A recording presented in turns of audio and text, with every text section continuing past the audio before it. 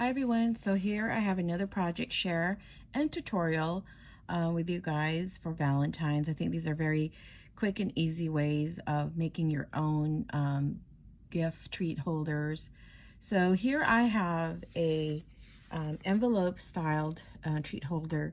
They hold, this is the front and then this is the back, so I'm showing you front and back of the envelope. And they are very, they're big enough to hold any little goodies that you have in your thing. So that's why I think these are perfect for giving gifts to your loved ones. So I'm going to go ahead and show you how I went about making this. So what you want to go ahead and do is you will need a scoreboard. So you can use your Martha Stewart scoreboard, the large one that does the 12 by 12, or you can do the small one that does like this card, because you're going to score anyway at the 4-inch side and flip your card, and then score again at 4. But if you have the big one like this, you will score at 4 and 8. So let me go ahead and first show you what you will be needing. For these right here, you've seen me at the previous videos. I punch all these with my punches, and these little things, I'll give you the measurements real quick. So you want to first start off with a cardstock. This cardstock is 11.5 by 8.5, and you just want to cut this down to 8.5 by 8.5. So you're just going to do one cut because the other side's already 8.5. And then what you want to do is on your trimmer side, you want to cut this into a half. So it's going to go this way. So you just put it like the diamond side up, like a diamond shape, and just put this right in the middle. Center it, you could see that. Center it on top and bottom. And then you just want to cut this. So you'll make 2 out of 1 from this 8.5 by 8.5. So you just, sorry, my stuff just fell in the back. And now my stuff is jammed. Okay, so cut through, and you see you'll get 2 of these slices, like a pyramid. And then what you want to do is now take your scoreboard, and you're just taking 1. So from the 8.5 and 8.5, you were able to get 2 of these cards, and you're going to make envelope. So when you put it this way, it's going to measure at 12, and that's why you can use this. And on here, you want to go ahead and score this at 4 and at 8. Okay, but you can also use your small, like I said, your small scoreboard and score it at 4 right here. You want to score this at 4 with your stylus, and then you can flip it over and then score again at 4. If you don't have any scoreboard, you can use your cutting thing and just use your stylus through that one. So here I've got my 4 and 8, and we'll put that to the side. And now we're just going to go ahead and just fold all the creases. So we're going to fold this and make sure that it fits through here. I mean, so you want to go ahead and do that, as well as on the other side.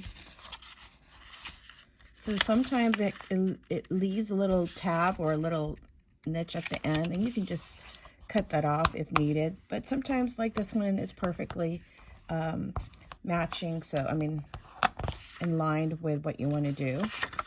And then it's either way how you want to go about adding the adhesive. You can use a wet glue, which I'm using a wet glue, and I'm just going to put it right down there, one line to the right. I think I put too much, so all right, because I don't want it to be bubbly kind of glue. And then I'm just going to put on the other side as well, on this side, just very little. You don't need that much. And then you want to go ahead and press that down, align your cardstock with this, And then you just want to go ahead and now you need to cut a cardstock that measures, this will be your belly band, which is 2 by 10 inches. And that's what you're going to use to wrap around your envelope.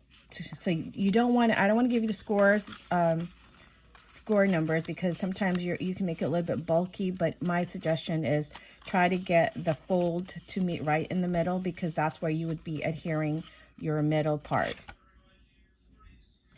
And let me see here.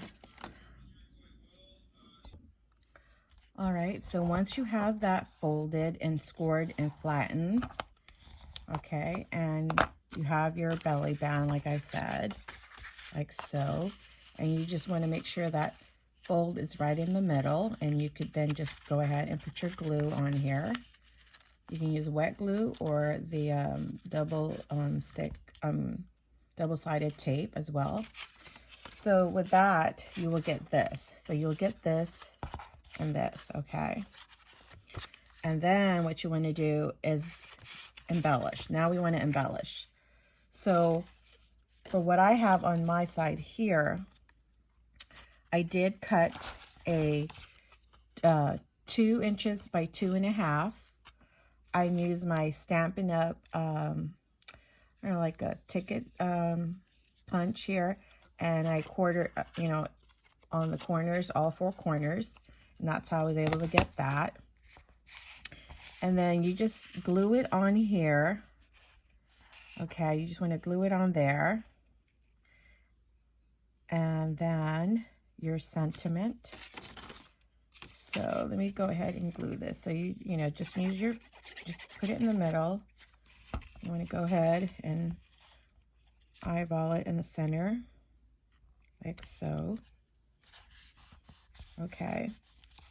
And then again, I did use my Stampin' Up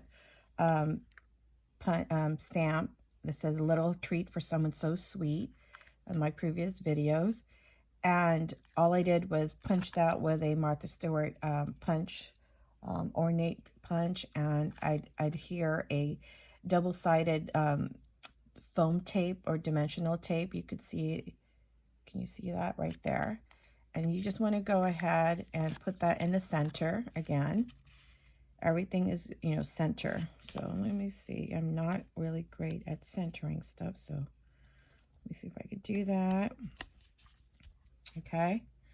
And then you just want to keep, like I have this roll of dimensional, but you can now get these foam tapes at dollar store, but I wanted to use all of this before I started digging into those. And on this side, I have the 3 hearts. 3 is my rule of thumb when it comes to hearts, so that's why I'm using that. And now I'm just trying to look for this one. So these hearts came from the collection that I had, and I just fuzzy cut all these. So you don't have to have, like all these embellishments if you don't want. You can make it super easy by just adding, like me, I just added some of the cutabouts, and I just cut those, and I just adhered some stuff on here. So this was the other one that I made. So see these hearts, I just cut these. I fuzzy cut all these, and that's, oops, my camera is shaking, and that's what I used to adhere on here. So as you can see, it's going to be one side. So one side I have the tape, and the reason why I make sure that it's adhered perfectly, like I said, sometimes these tape, they lose their tackiness, so then they come out. So that's why I make sure I glue it. I put the adhesive, then I also use the wet glue, and then you just want to put that right there on the corner. And then the next one is your pink heart. So then you just have this tiny little, so I'm just going to cut a little bit of the dimensional tape and make sure that it fits in there. So you don't need as much, like use a scissor. Like I use my daughter's craft scissors because, as they move up in grades, they hardly use these kid scissors anymore. So I use them. So you just want to go ahead and adhere that on there. Make sure that it's not seeking or peeking through the image. And then I put it on the side on here, you know, right? So I use a lot of punches to, you know, to embellish this. I just think it looks better when you have embellishments. If you're giving this to someone, let me see here. And then I use the heart. Okay, so yeah, so what I do is I take advantage of all the little scraps of papers when I do cut my stuff out, and I just, you know, keep those scraps. And that's what scrapbooking is all about, is keeping all your scraps and then incorporating them back into another project. And let me go ahead and put a little glue there just to make sure it would adhere. And I take that. I say before you adhere your dimensional, go ahead and take both sides of the tape, because it's so hard sometimes to get it out, to remove that plastic cover. Oh, wait a minute. I put it on the wrong side. Hello. So it should be on this side. So you want to make it look a different style. So it should be like this. So oops. So it's popping out. I think 3 is my number when it comes to clustering some of the stuff. And then I did just punch out another one, and this one I just glue it on there because there's so many dimensional already on one side. So there, I just glued that on there, and that's what it looks like. So the belly band is able to move around, so you can add your treats and stuff, but it is able to move around. Okay, and then you can just take it out and then use it again for next time if you want. Then on the back side, I'm gonna go ahead and just let me see, did I adhere? No, so I didn't adhere a dimensional on it.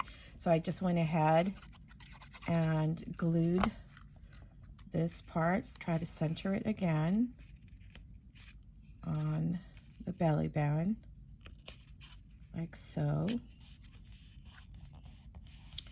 And then another dimensional here.